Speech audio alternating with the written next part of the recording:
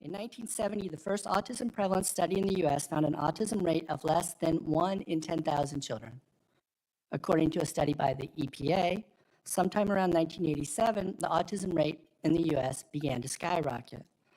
The most recent report from the CDC showed that 1 in 31 8-year-old children in the US in 2022 were on the autism spectrum.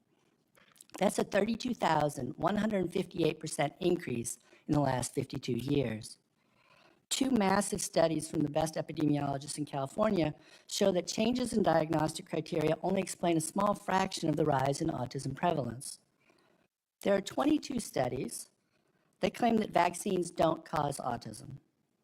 None of these studies have a completely unvaccinated control group. So unfortunately, if you want to understand what's causing the autism epidemic, these studies are of no use. Then there are 5 large genetic research projects: AGREE, SSC, ASC, MISSING, and SPARK. Together, they produced 501 published papers.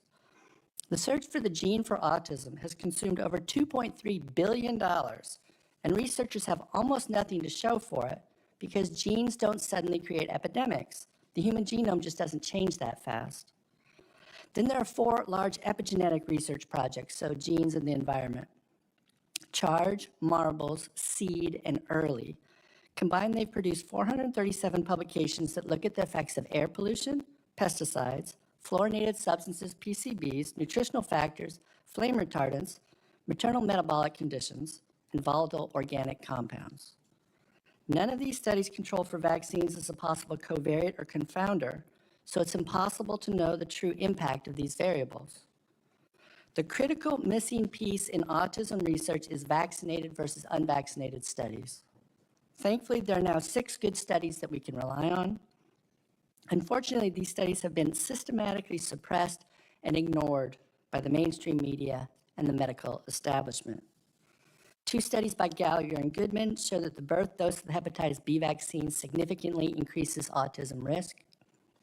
3 studies by Anthony Mawson confirm that vaccination increases the odds of developing autism by at least 4.2-fold.